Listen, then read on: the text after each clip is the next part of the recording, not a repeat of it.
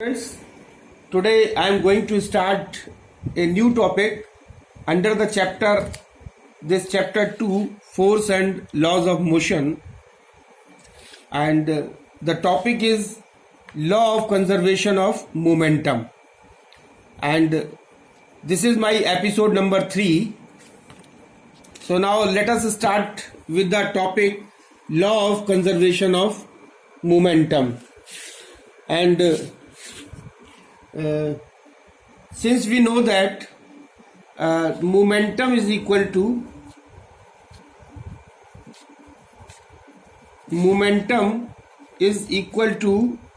mass into velocity, or we can say this momentum can be denoted by P, and this is equal to mass into velocity v. This mass and this is velocity v. And suppose we take the example, that suppose a fast moving truck hits a stationary car. Suppose this is a moving truck, this is a fast moving truck, and this is a stationary car. Suppose when a fast moving truck hits this stationary car, due to which the car also starts moving. So when the truck hits the stationary car, then what will happen? The car will also start moving. So in this collision, the velocity of the truck, what will happen? In this collision, the velocity of the truck will decrease, but the velocity of the car increases due to this momentum of the truck decreases and momentum of the car increases.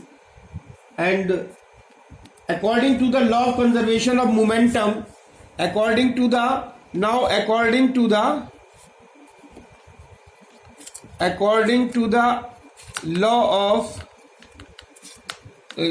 of conservation,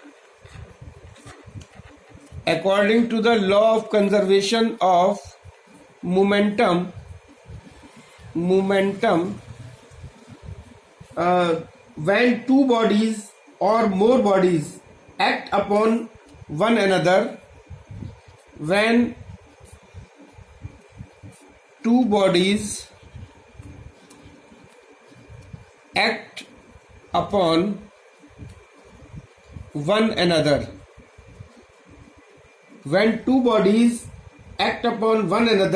their total momentum remains constant. Their total momentum remains constant. Their total momentum remains constant or conserved, provided no external force are acting, or conserved, provided no external force,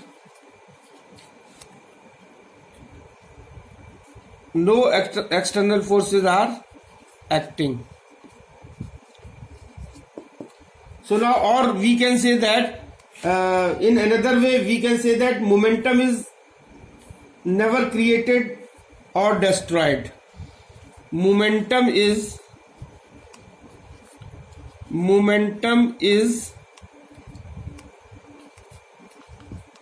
never created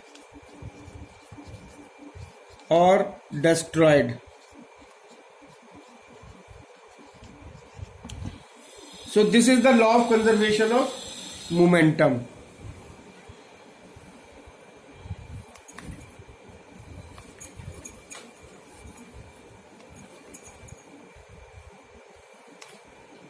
And the law of conservation of momentum is also known as the principle of conservation of momentum.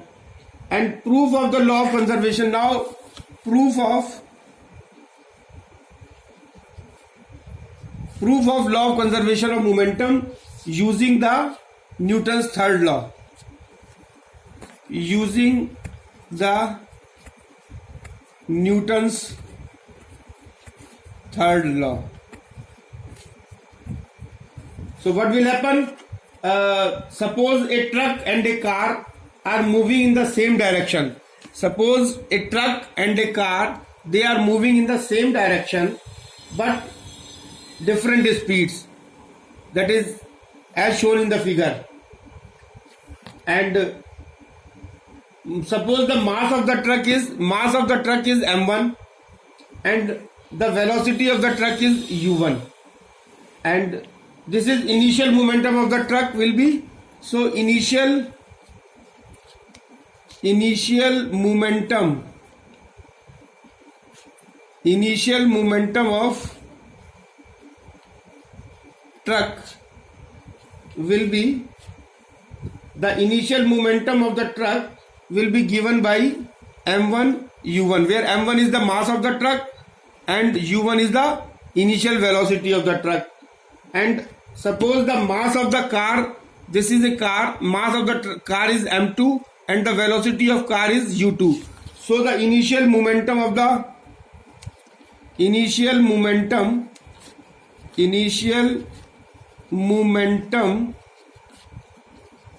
car, this will be equal to m2 u2. So now what will have total momentum of the truck and the car before collision? So this is before collision. This is the position before collision. This is truck, this is car. m1 is the mass of the truck, m2 is the mass of the car, u1 is the initial velocity of the truck, u2 is the initial velocity of the car. And before collision, momentum of the total momentum of the truck and car, total momentum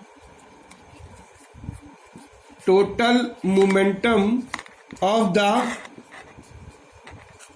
truck and car before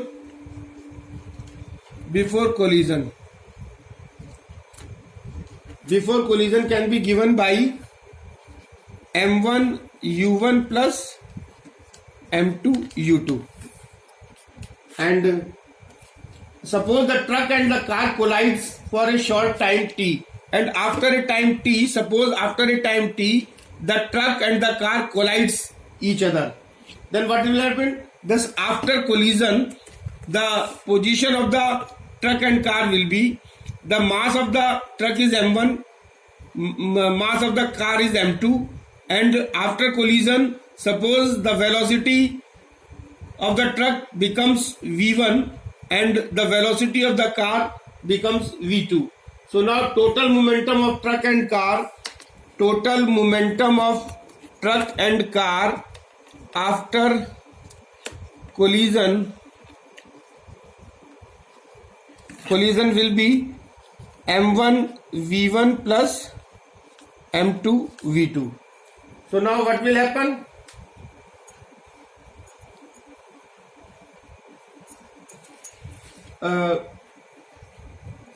Suppose after collision the truck exerts a force F1. After collision,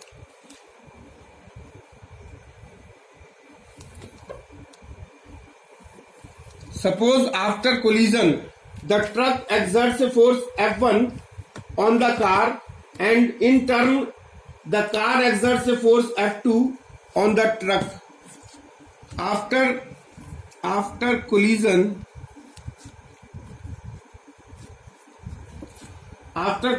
the truck exerts a force F1. The truck exerts a force F1 on car, and car exerts a force F2 on truck. Then what will happen? Average acceleration of the truck. This acceleration of truck will be given by A1. A1 is equal to this V1 v1 minus u1 upon t. That is, acceleration is defined as the rate of change of velocity. So after collision, the velocity is v1 of the truck is velocity is v1, and before collision the velocity of the truck is u1. So a1 is equal to v1 minus u1 upon t. Similarly, acceleration of the car which is given by a2, and this is equal to a2 is equal to v2 minus u2 upon t, and we know that force is equal to F is equal to ma, that is force is equal to mass into acceleration, and this F1 is equal to m1, and the value of a1, this F is equal to the value of a1. We will put the value of a1 from here over here, v1 minus u1 upon t, and F2 is equal to m2 into v2 minus u2 upon t. So now the force F1 exerts by the truck is the action. So the force F1 exerts a force F1 on car. The truck exerts a force F1 on car. This is known as action. This is action. And the car exerts a force on truck, that is F2 is a reaction. So this is a reaction. This is a reaction. So F1 is a action, that is force exerted by the truck on the car, and F2 is the reaction, which is the force exerted by the car on the truck. But according to the Newton's third law of motion, the action and reaction are equal and opposite. But according to the Newton's third law of motion, we know that this action and reaction are equal and opposite, means F1 is equal to minus F2. And on putting the value of F1 and F2, we will get, putting the value of F1 and F2, we will get m1 v1 minus u1 upon t is equal to m2 v2 minus u2 upon t, v2 minus u2 upon t, and this t will cancel out over here, and we will get m1 v1 minus m1 u1 is equal to m2 v2 minus m2 u2, or we can write it m1 u1 plus m2 u2 is equal to m1 v1 plus m2 v2. So this is the total momentum of the truck and car before collision. This m1 u1 plus m2 u2, this is the total momentum of the car before collision.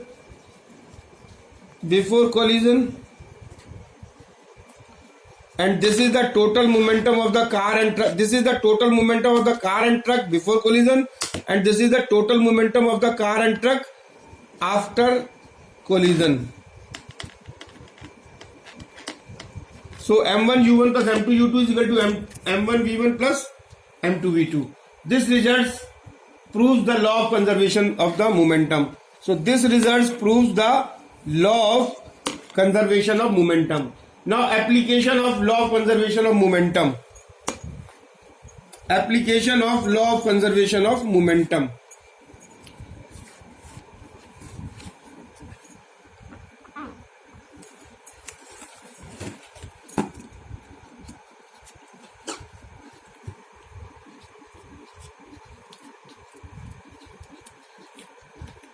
This application of law of conservation of momentum. So now the examples are, suppose first example is the rocket or jet aeroplane. The rocket or aeroplane works on the principle of law of conservation of momentum. Works on the law of conservation of momentum. So the high velocity of the blast of hot gases, what will happen in the case of rocket or aeroplane? The high velocity of blast of hot gases produced in rocket by burning of fuels pass out through the tail nozzles of the rocket in the downward direction with tremendous speed or tremendous velocity, and the rocket moves up to balance the momentum of the gases. And the second example is collision of balls in billiards. Collision of balls in billiards. So this collision of balls in the billiards works on the law of conservation of momentum. And the third one is example third, the recoiling of the gun. The recoiling of the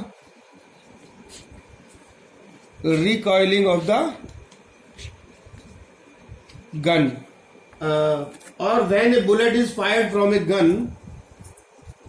When a bullet is fired from a gun, then what will happen? The momentum of the bullet is equal to the momentum of the gun. Momentum of bullet is equal to the momentum of the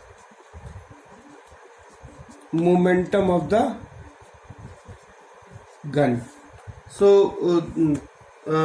this momentum of the bullet means mass of the bullet into velocity of the bullet. Mass of the bullet into velocity of the bullet is equal to mass of the gun into velocity of the gun. So this is the this works on the principle of or the laws of conservation of momentum. And all the examples which holds good, the very important note is that all the examples which holds good for the Newton's third law of motion also holds good for the law of conservation of the momentum. This is the end of the topic. Also, this is the end of the chapter number 3, that is chapter number 2, that is force and laws of motion. Thank you very much.